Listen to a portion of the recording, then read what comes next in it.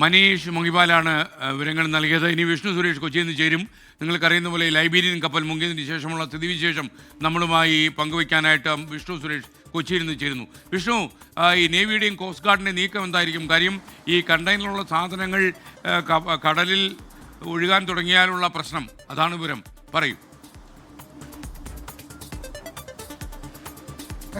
ഇതിനകത്തുള്ള വസ്തുക്കൾ എന്ത് എന്ന് അറിഞ്ഞതിന് ശേഷം തുടർ നടപടികൾ സ്വീകരിക്കാനാണ് കോസ്റ്റ് ഗാർഡും അതോടൊപ്പം തന്നെ നേവിയും തീരുമാനിച്ചിരിക്കുന്നത്. ഇപ്പോഴും നേവിയുടെയും കോസ്റ്റ് ഗാർഡിന്റെയും കപ്പൽ ഈ നിലംപതിച്ച കപ്പലിന് പരിസരത്തായുണ്ട്. ഒരു എയർ ഡ്രോണിയറുമുണ്ട്. അവിടെ സ്ഥിതിഗതികളൊക്കെ നിരീക്ഷിച്ചു വരികയാണ്. ഏറ്റവും പ്രധാനപ്പെട്ട കാര്യം, ഈ കടല് വലിയ പ്രക്ഷുബ്ധമാണ്. ഞാനിപ്പോൾ നിൽക്കുന്നത് ഫോർട്ട് കൊച്ചി പരിസരത്താണ്. ഇവിടെ തന്നെ ഈ ബീച്ച് വളരെ പ്രക്ഷുബ്ധമാണ്. ഈ ഉൾക്കടലിലേക്ക് പോകുമ്പോഴും സമാനമായ സാഹചര്യം ഉണ്ട് എന്നാണ് ഈ നേവിയുടെ അവിടെ പോയിട്ടുള്ള ഉദ്യോഗസ്ഥരും അതോടൊപ്പം കോസ്റ്റ് ഗാർഡിന്റെ ഉദ്യോഗസ്ഥരും ഒക്കെ പറയുന്നത്. അത് തന്നെ ഈ കണ്ടെയ്നറുകൾ എത്രയും പെട്ടെന്ന് ഈ തീരത്തേക്ക് എത്താനുള്ളൊരു സാധ്യത കൂടി അവർ പങ്കുവെക്കുന്നുണ്ട്. പക്ഷേ അത് ഏതെല്ലാം പ്രദേശത്തേക്ക് എത്തുമെന്ന് ഇപ്പോൾ വ്യക്തമാക്കാൻ സാധിക്കുന്നില്ല. കാരണം ഓരോ നിമിഷവും ഈ ടൈഡിന്റെ ഒരു വേരിയേഷൻ മാറിക്കൊണ്ടിരിക്കുകയാണ്. രാവിലെ ഈ ടൈഡ് വളരെ കുറവായിരുന്നു, ഈ തിരമാല വളരെ കുറവായിരുന്നു. അങ്ങനെയാണ് ഈ കപ്പല് ടഗ് ബോട്ടുകളുടെ സഹായത്തോടു കൂടി വലിച്ച് കരക്കെത്തിക്കാമൊരു ശ്രമം നടത്താമെന്ന തീരുമാനത്തിലേക്ക് നേവി പോയത്. പക്ഷെ പിന്നീട് പെട്ടെന്ന് തന്നെ തിരയുടെ സ്വഭാവം മാറുകയും ആ കപ്പൽ പൂർണ്ണമായും മുങ്ങിപ്പോകുകയുമായിരുന്നു. അതുകൊണ്ട് ഇപ്പോഴും ഇതിൻ്റെ ഒരു പൂർണ്ണ സ്ഥിതിയിലേക്ക്, അതായത് കാലാവസ്ഥയുടെ ഒരു പൂർണ്ണ സ്ഥിതിയിലേക്ക്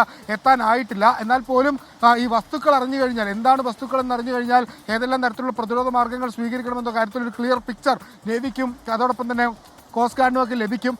ഈ അവിടെ ഉണ്ടായിരുന്ന ആളുകൾ, ഈ ഷിപ്പിനകത്തുണ്ടായിരുന്ന ആളുകളോട് ഇതുമായി ബന്ധപ്പെട്ട വിവരങ്ങളൊക്കെ ചോദിക്കുമ്പോൾ അവർ വളരെ പാനിക്കാണ്. കാരണം കഴിഞ്ഞ 20 മണിക്കൂറോളം മരണത്തിനും ജീവിതത്തിനും ഇടയിലുള്ള ഒരു സന്ദർഭത്തിലൂടെ അവർ കടന്നുപോയിട്ടുണ്ട്. അതുകൊണ്ട് അവരോട് അക്കാര്യങ്ങളൊക്കെ കൂടുതൽ വ്യക്തത വരുത്താനായിട്ട് ഇപ്പോഴും നേവിക്കും കോസ്റ്റ് ഗാർഡിനും സാധിച്ചിട്ടില്ല. അതോടൊപ്പം തന്നെ അതൊരു ഇന്റേണൽ സീക്രസി കൂടി മെയിൻറ്റെയിൻ ചെയ്യുന്നൊരു കാര്യമാണ്. അതുകൊണ്ട് അവരുടെ ഷിപ്പിംഗ് കമ്പനി തന്നെ ഔദ്യോഗികമായി സംസ്ഥാന സർക്കാരിനെയോ അല്ലെങ്കിൽ ഈ വിഴിഞ്ഞം പോർട്ടിനെയൊക്കെ അറിയിക്കേണ്ടതാണ്. അങ്ങനെ ഔദ്യോഗികമായൊരു സ്ഥിരീകരണത്തിന് വേണ്ടി, ഒരു വിവരത്തിന് വേണ്ടി കാത്തിരിക്കുകയാണ്.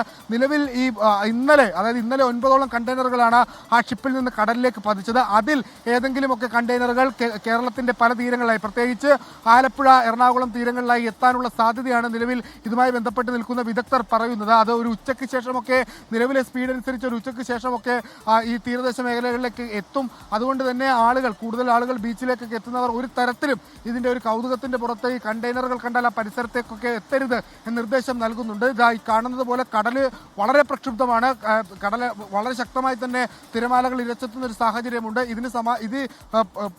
ഇത് നമുക്ക് നേരിൽ കാണാവുന്ന കാഴ്ചയാണെങ്കിൽ ഉൾക്കടലിൽ ഇതിന്റെ അപ്പുറത്തെ രീതിയിലുള്ള ടൈഡുകളാണ് അടിച്ചു വരുന്നത്. ആ ടൈഡുകളുടെ പശ്ചാത്തലത്തിൽ തന്നെയാണ് ഇന്ന് ആ കപ്പൽ മുങ്ങിപ്പോകാനുള്ള സാഹചര്യം ഉണ്ടായതെന്നാണ് കോസ്റ്റ് ഗാർഡും ഇന്ത്യൻ നേവിയും പറയുന്നത്. പരമാവധി ഈ കണ്ടെയ്നറുകൾ അവിടെ വെച്ച് തന്നെ പിടിച്ചു കെട്ടുന്നതിന് വേണ്ടിയുള്ള ശ്രമങ്ങളൊക്കെ ഒരുപക്ഷെ കോസ്റ്റ് ഗാർഡിന്റെയും ഇന്ത്യൻ നേവിയുടെയും ഭാഗത്ത് ഉണ്ടാകുമോ എന്നുള്ളതാണ് ഇനി അറിയാനുള്ളത്. ഇപ്പോഴും അവിടെ നിരീക്ഷണങ്ങൾ തുടരുകയാണ്. അസാധാരണമായ ഒരു സംഭവമാണ് അറബിക്കടലിൽ കഴിഞ്ഞ 24 മണിക്കൂറിനിടയിൽ സംഭവിച്ചത്. കൊച്ചിയിൽ നിന്ന് ഏകദേശം 38 നോട്ടിക്കൽ മൈൽ അകലെയാണ് ഈ MSC എൽസ 3 എന്ന് പറയുന്ന കപ്പല് മുങ്ങിയത്. കപ്പൽ മുങ്ങിയ ആദ്യഘട്ടത്തിൽ നമ്മൾ പ്രതീക്ഷിച്ചിരുന്നു വലിയ ഡേഞ്ചറസ് സിറ്റുവേഷനിലേക്ക് കാര്യങ്ങൾ പോകുമെന്ന്. പ്രത്യേകിച്ച് ആളുകളുടെ കാര്യവുമായി ബന്ധപ്പെട്ട് 24 പേർ ആ കപ്പലിലുണ്ടായ 24 പേരെയും ഇന്ത്യൻ നേവിയും അതോടൊപ്പം തന്നെ കോസ്റ്റ് ഗാർഡും ചേർന്ന സംയുക്തമായ ഓപ്പറേഷനിലൂടെ രക്ഷപ്പെടുത്തി. അത് ഒരു വലിയ കാര്യം തന്നെയാണ്. കാരണം ഈ വിവരമറിഞ്ഞ് ഏകദേശം 1 മണിക്കൂറിനകം തന്നെ, 1.5 മണിക്കൂറിനകം തന്നെ ഇവിടെ നിന്ന് 3 ഷിപ്പുകളാണ് ഈ പരിസരത്തേക്ക് എത്തിയത്. അവരിപ്പോഴും അത് അവിടെ തുടരുകയാണ്.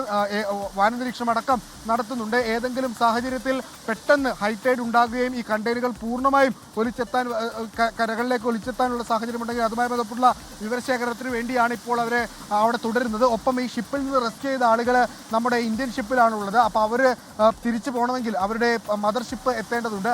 ആ സാഹചര്യം കൂടി വിലയിരുത്തിയ ശേഷം അവിടെ ഒരു നിലവിൽ അണ്ടർ കൺട്രോൾ ആണ്. എന്നാൽ പൂർണ്ണമായും ഈ കണ്ടെയ്നറിന്റെ കാര്യത്തിൽ കൂടി വ്യക്തത വരുത്തിയ ശേഷമായിരിക്കും ഇന്ത്യൻ നാവികസേനയുടെയും അതോടൊപ്പം തന്നെ കോസ്റ്റ് ഗാർഡിന്റെയും കപ്പലുകൾ തിരിച്ച് തീരത്തേക്ക് എത്തുക. നിലവിൽ അസാധാരണമായ സാഹചര്യത്തിലുള്ള കാര്യങ്ങൾ കടന്നു പോകുന്നു. ഈ ചീഫ് സെക്രട്ടറി വിളിച്ച യോഗത്തിന്റെ അടിസ്ഥാനത്തിൽ ജില്ലാ കളക്ടർമാരായിരിക്കും കരയിലെ ഈ പ്രതിരോധ നടപടികൾ ഏകോപിപ്പിക്കുക. അത് എല്ലാ ഇടങ്ങളിലും അതുമായി ബന്ധപ്പെട്ടുള്ള നടപടികൾ ഉണ്ടാകും. പ്രത്യേകിച്ച് ചെല്ലാനം, എടവനക്കാട്, വൈപ്പിൻ മേഖലകളൊക്കെയാണ് എറണാകുളത്തെ ഏറ്റവും പ്രധാനപ്പെട്ട തീരദേശ മേഖല. അവിടെയുള്ള ആളുകൾക്കൊക്കെ കൃത്യമായ നിർദ്ദേശം ഇതിനോടകം തന്നെ നൽകിയിട്ടുണ്ട്. ഈ മത്സ്യബന്ധനത്തിന് ആരും പുറത്തേക്ക് പോകരുത്, അല്ലെങ്കിൽ ഈ കടലിലേക്ക് ആരും ഇറങ്ങരുത് എന്നുള്ള നിർദ്ദേശങ്ങളൊക്കെ ഇതിനോടകം നൽകിയിട്ടുണ്ട്. പ്രത്യേകിച്ച് കടൽ പ്രക്ഷുബ്ധമാണ്. അതിനപ്പുറത്തേക്ക് ഈ എണ്ണപ്പാളി പോലുള്ള സാഹചര്യങ്ങളൊക്കെ ഉണ്ടെങ്കിൽ, അല്ലെങ്കിൽ സൾഫർ കണ്ടന്റ് ഉണ്ടെങ്കിൽ അത് ഗുരുതര ഗുരുതരമായ സാഹചര്യങ്ങളിലേക്കൊക്കെ ആരോഗ്യ പ്രശ്നങ്ങളിലേക്കൊക്കെ പോകും. പക്ഷേ നിലവിൽ ഇന്നലെ വരെ ലഭിച്ച വിവരമനുസരിച്ച് അതൊരു ലോ എമൗണ്ട് ഓഫ് സൾഫർ അടങ്ങിയ വസ്തുക്കളാണ്. എന്നിരുന്നാൽ ഇപ്പോൾ ഒരു റിസ്ക് എടുക്കാൻ നമ്മൾ തയ്യാറാകുന്നില്ല. വളരെ കൃത്യമായ ഇടപെടലുകൾ ജില്ലാ ഭരണകൂടവും അതോടൊപ്പം സംസ്ഥാന സർക്കാരും ഒക്കെ ചെയ്യുന്നുണ്ട്. നിലവിൽ അണ്ടർ കൺട്രോൾ ആണ് സിറ്റുവേഷൻ. SK. ഓക്കെ, വിഷ്ണു സുരേഷാണ് വിവരങ്ങൾ നൽകിയത്. എന്തായാലും ലൈബീരിയൻ കപ്പൽ മുങ്ങിയതിന് ശേഷം ഉത്കണ്ഠയുടെ തിരമാലകളാണ് നമ്മുടെ തീരപ്രദേശത്തൊക്കെ താമസിക്കുന്ന ആളുകളുടെ മനസ്സിൽ നിന്നാണ് നമുക്ക് മനസ്സിലാക്കാൻ കഴിയുന്നത്. ഈ ഉത്കണ്ഠ ഇല്ലാതാക്കാൻ നമ്മുടെ സർക്കാരും അധികൃതരും ശ്രമിക്കട്ടെ.